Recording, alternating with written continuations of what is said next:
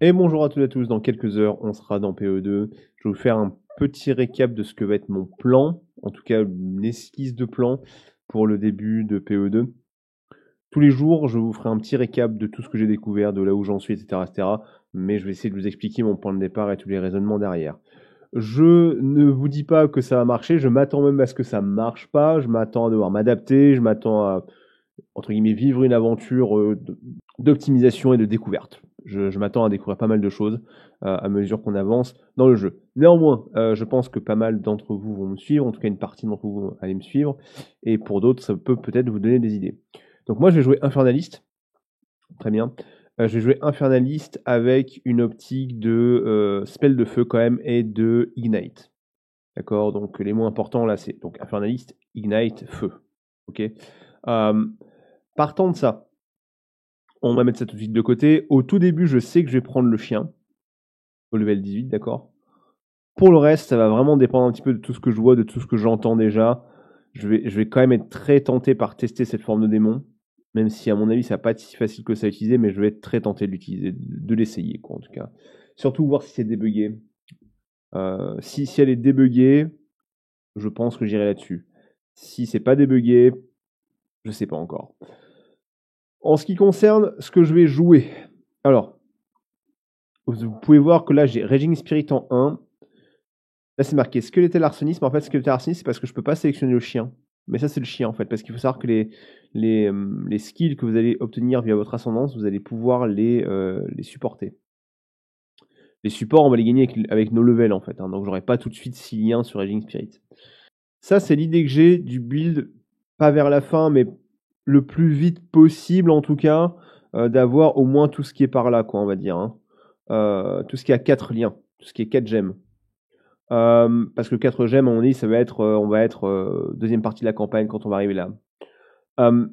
L'idée globale, c'est que je vais avoir mon chien qui va créer de l'ignite, parce que c'est ce que ça fait.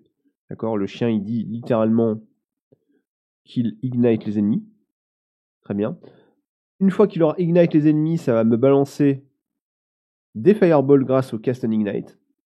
Les fireballs que je vais renforcer dans l'ignite en fait. Je veux vraiment que l'ignite soit assez forte avec la fireball. Et puis j'aurai un spell qui sera beaucoup plus méchant, qui s'appellera Flame Blast, qui lui, je veux pas qu'il ignite, ça je suis pas encore sûr de moi. Là, je cherche vraiment à mettre un gros coup. J'ai très envie de tester une gemme telle que Window of Opportunity, qui est quelque chose qui va me permettre de faire beaucoup de dégâts si je l'arrête au bon moment. Je sais pas si ça marche vraiment, je pense que ça marche. Je sais pas comment est-ce qu'on va pouvoir déterminer le perfect timing, je suis curieux. Il y a de la curiosité là-dedans, mais un truc avec Flame Blast à la fin qui fera beaucoup de dégâts. Voilà. On aura un setup avec 2 curses. Donc Blasphemy, c'est quelque chose qui nous permet d'avoir des malédictions en aura. D'accord.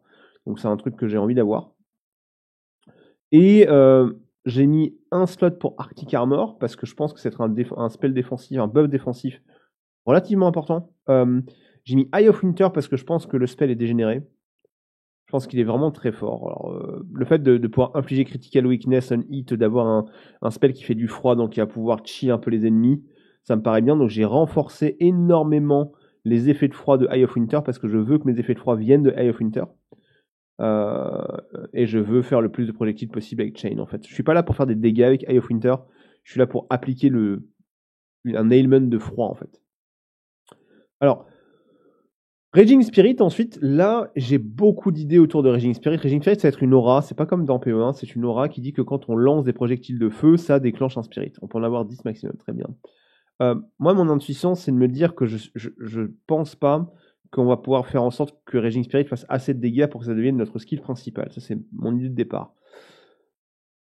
Mais, par contre, je vois ça comme un outil formidable avec Essence Harvest pour récupérer de la mana. Donc ça, c'est quelque chose qui me dit bonjour, on peut récupérer de la mana. Tant qu'on n'a pas l'ascendance qui transforme notre barre de mana en barre d'Infernal Flame, et si on ne veut pas jouer une Infernal Flame, ça me paraît juste très bon de jouer Harvest avec SRS. Donc c'est SRS, un Summon Raging Spirit. Et donc, je vois pas vraiment de raison de m'en priver.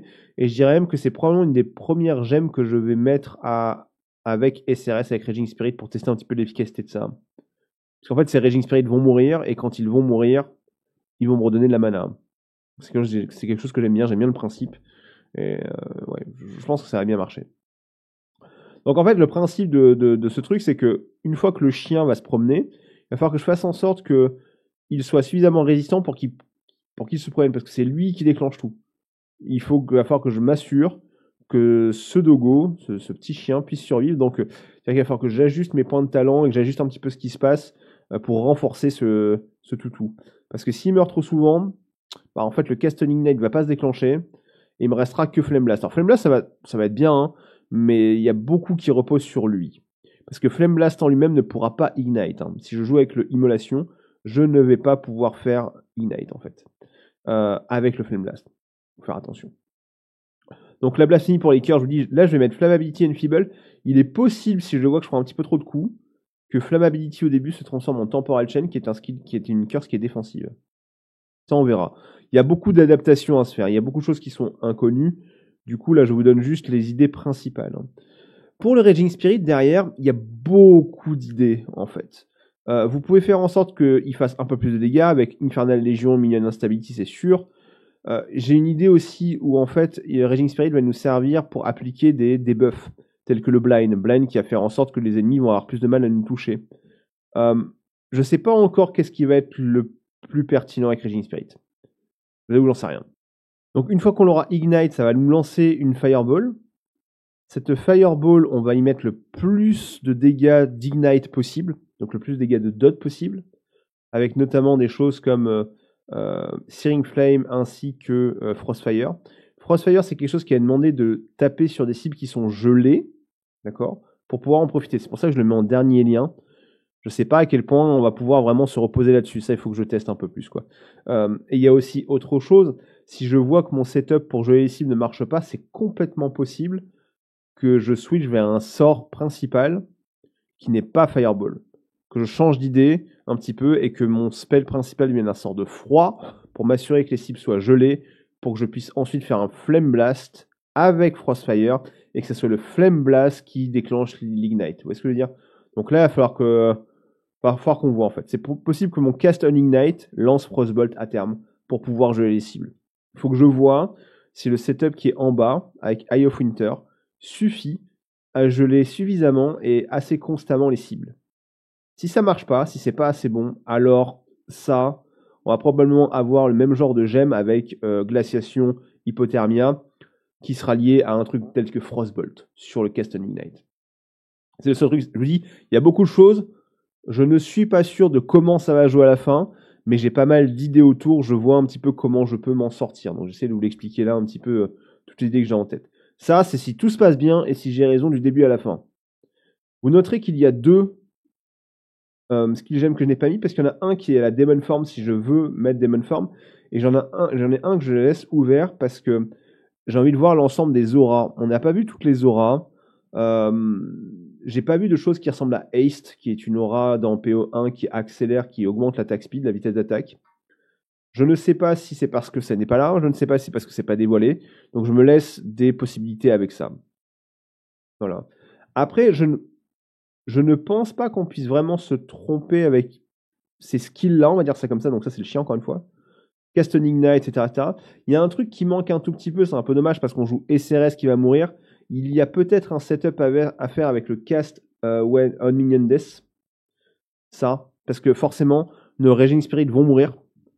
Donc il n'y a pas de raison de ne pas utiliser le fait que le Raging Spirit meurt. Je ne sais juste pas exactement de quoi je vais avoir besoin avec le cast on Minion Death, donc je ne vais pas partir trop loin. C'est là où je m'arrête dans le entre guillemets théorique. Je pense que ça sert à rien d'aller trop loin tant que j'ai pas des informations. J'ai des idées, mais je n'ai pas d'informations. Mais dis-nous qu'il y a un truc possible avec le cast on Minion Death, puisque vos Raging Spirit vont mourir. Voilà. Au passage, au tout début de l'aventure, on va pas avoir tout ça. Au tout début de l'aventure, à mon avis, on va looter un bâton qui va nous dire « Hey, bonjour, tu as des squelettes ». Parce qu'on est une witch et qu'à la base, c'est quand même une invocation qui est un tout petit peu pensée... une classe qui est un petit peu pensée pour les invocations. Donc je ne serais absolument pas étonné qu'au tout début, on ait des squelettes. Et c'est très bien. Petit truc comme ça, peu importe le squelette que vous utilisez, on va dire warrior, lui, il y a une gemme qui m'a l'air extrêmement importante au début, c'est Last Gasp, voilà, qui va faire en sorte que si jamais vos squelettes meurent, eh ben, ils vont revive immédiatement. Ce qui est extrêmement important, parce que sinon, si vos squelettes ils n'arrêtent pas de mourir, ils vont servir à rien. Donc ça, vous allez le mettre sur votre skill d'invocation principale au tout début, tant que vous partez pas du côté feu, on va dire. En tout cas, c'est ça, ça va être mon plan. Voilà. Si je vais un petit peu sur l'arbre, puisqu'on en parle, c'est pareil. Là le mot principal, c'est adaptation. Je vous dis, il va falloir que vous suiviez mes aventures si vous êtes vraiment intéressé par ça. Il faut suivre mes aventures au jour le jour. Je vous ferai une espèce de mini-journal de mes aventures parce que... oula, je vois pas ça. Parce que je n'aurai pas plus d'informations que ça aujourd'hui. Je vous dis juste un peu ce que j'ai en tête dans l'arbre, d'accord? Alors, grosso merdo, dans les points importants, ce qui va m'intéresser assez vite, c'est d'aller chercher ça, Whisper of Doom, qui est un truc qui va nous permettre d'avoir une curse supplémentaire. Ça tombe bien parce que je vais en jouer deux. Et là, il y a tous les nodes qui sont liés au feu, en fait. Il y en a un qui est dévoilé, mais tout ça, c'est lié au feu. Donc, je vois pas comment est-ce qu'on peut se tromper. Il faudra lire exactement ce que font les deux autres et se décider. Ensuite, il y a des nodes tels que le 3% de Crise Life, ça m'a l'air bien. C'est rare, donc autant le prendre. Pas sûr qu'à la fin, je l'ai. Et surtout, il y a ça qui m'intéresse, qui dit que les minions ont 12% de réservation en moins. Ça, je l'ai mis, mais... En vrai, je ne suis pas complètement convaincu parce qu'au final, dans ma vision des choses, il n'y a que SRS. Donc ça, il faut le prendre avec un petit peu de... Ouais, faut faire attention. Dans tous les cas, ça va m'intéresser. Parce que le Dogo, je veux qu'il survive. D'accord? Donc le Chaos Résistance et le Fizz Réduction sur le Dogo, ça me paraît bien. Ça, c'est plus un point, on verra. D'accord? On verra. Si vraiment j'en ai besoin. C'est possible. C'est possible. C'est possible que je me rende compte que je vais un peu plus d'invocation. C'est possible que je change d'idée parce qu'au final, l'idée de base n'était pas bonne avec le feu et que les minions, ça soit le chemin à suivre. Dans tous les cas, aller par là, ça me paraît pas être une mauvaise idée en Witch. En infernaliste, en tout cas. Ensuite, il y a des dégâts, il y a des trucs qui sont liés au feu. Ça, c'est un truc qui va nous permettre de faire exploser des mobs autour de nous. Ça, c'est un truc qui va nous augmenter notre taux de recharge d'énergie shield parce qu'en fait, il y a un point qui m'intéresse beaucoup, c'est celui-là, qui dit qu'on augmente de 60% notre énergie shield. Donc, j'imagine que là, il y a des notes qui vont les augmenter aussi. Et le fait est qu'une fois qu'on a fait ça, il y a pas mal de points que j'ai sélectionnés qui, comment dire, qui vont faire en sorte de lancer la recharge de cette énergie shield. D'accord? Comme là, on a une chance de commencer la recharge d'énergie shield. Et il y en a un autre là avec un faster recharge, je crois que c'est par là peut-être. Il y a un point qui est par là qui fait un faster recharge. Bon, j'avoue que là j'ai un peu rebête parce que je sais pas exactement où il est, mais il y a un truc par là. Il le fait. Après, vous allez voir pas mal de spell damage, vous allez voir pas mal de choses qui sont liées au. C'est là, je crois. Ouais, c'est celui-là, pardon. Ça, ce point-là. Pas mal de choses qui sont liées aux dégâts de feu. Une note, si jamais je passe côté froid de la force, il y a ça qui m'a l'air très bon. Il y a plusieurs choses en fait. Il y a ça qui a l'air très bon. Ok. Et il y a un autre truc qui me fait un petit peu de l'œil, c'est cet ensemble-là. Parce que l'attaque speed, ça va être très bon avec SRS, avec les Raging Spirit, et que là, on voit qu'on a un petit peu de cold damage au début. Donc c'est quelque chose qui peut me pousser éventuellement à partir sur un spell de froid au début. Ça va beaucoup dépendre de ce que je loot aussi, ça va beaucoup dépendre de ce que je loot. Parce que ça peut vraiment m'orienter, ça. Hein. Ça peut vraiment m'orienter. Donc ouais. On voit qu'il y a aussi ça, qui a l'air bien, qui, pareil, améliore la recharge de shield. Une chose aussi, c'est qu'il y a un point qui est très éloigné, qui est là, qui s'appelle Ancienne Taegis, qui est en fonction du bloc. Et ça, je me dis que si ça marche comme je pense que ça marche, il y a moyen que ça soit un point qu'on veuille aller sélectionner avec un anointment. Anointment, c'est un truc spécial dans le endgame, mais on n'en est pas là. Moi, j'en suis pas là, je ne vais pas penser à ça dans les premières heures, mais je l'ai sélectionné parce que c'est vraiment un truc qu'il faut le garder en tête, je pense. Donc voilà. Donc, il y a un truc qui m'a l'air important, surtout au début. Je pense que d'aller chercher ça assez vite, qui nous donne 24% de chance de lancer 2 projectiles de plus, ça m'a l'air vraiment très bon. Je pense que c'est un des trucs que je vais aller chercher le plus vite. Donc en gros, mon chemin, ça va faire un truc comme ça et aller le chercher. Et après, très probablement que j'irai vers le haut pour aller chercher tout ce node de feu là. Mais ouais, mon idée de départ, c'est ça. C'est me démerder par là, voir ce que je loot, partir par là, aller chercher le double projectile assez vite. Ouais. Vous verrez qu'il y a des points qui sont intéressants à côté aussi au passage. Mais ouais, ça c'est le point de départ, je vous dis. Encore une fois, je vous l'ai dit, hein, c'est pas un guide. Hein. Voyez ça comme la première étape d'un journal que je vais tenir quotidiennement. Ça, c'est mon point de départ pour ce soir. Mon point de départ pour ce soir. En termes d'équipement, je vais essayer de partir assez vite sur de l'armure Energy Shield. Je sais qu'au début, on va être très tenté par prendre du full Energy Shield. Moi, j'ai un petit peu de PTSD et de PE1 avec ça. Peut-être que je vais devoir me faire violence et tester le full Energy Shield en base. Parce qu'il y a des bases d'items. Hein. Si j'ai le choix entre une base d'item qui me donne full Energy Shield et une base d'item qui me donne un mix armure Energy Shield, je pense que je vais prendre armure Energy Shield quand même, honnêtement. Mais on verra. On verra les premiers retours que j'ai à mesure qu'on joue. Partie des choses qu'il faut tester. Vous voyez, je pars vraiment avec une idée, je vais tester des choses parce que je pense que tout le début de PO2, un des plaisirs majeurs que moi je vais avoir, ça va être justement de tester, découvrir, voir qu'un truc marche pas, retester un autre truc, découvrir que ça marche. C'est de l'exploration. Moi je vois ces premières heures comme de l'exploration et je compte bien en profiter pour tester plein de choses et voir si ce point de départ peut suffire, ou alors s'il faut que je parte plutôt full mignon, ou alors s'il faut que je parte avec un sort de froid plutôt qu'un sort de feu. Ce qui n'empêcherait pas d'ailleurs avec le sort de froid de partir côté Ignite de la force, mais le sort de froid me permettrait de faire du freeze beaucoup plus facilement. Il y a aussi un autre truc pour l'infernaliste, tant que j'y suis, c'est que si jamais, si jamais je veux vraiment être un caster, il y a aussi un monde où on peut choisir des sorts de foudre pour essayer de profiter de ce point-là. Parce que ce point-là, c'est un truc qui nous donne du bonus crit, d'accord? Mais il faut voir un truc, c'est que les bases de crit des sorts de froid et de feu, elles sont pas très hautes. Donc pour profiter du bonus crit, bah, c'est pas facile. Donc il y a peut-être un monde où en fait l'infernaliste, et ben les meilleurs sorts à jouer, bah, c'est pas des sorts de feu, c'est des sorts de froid.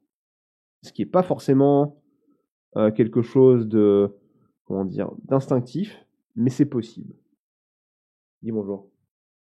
Sur ce, j'espère que cette vidéo vous a donné des idées tout en vous disant mais en fait il sait pas quoi jouer, parce que c'est vrai, j'ai des idées. Je vais vous mettre en premier commentaire un lien vers ça, ou un lien vers ça, et je vais vous donner également le lien de ce truc-là.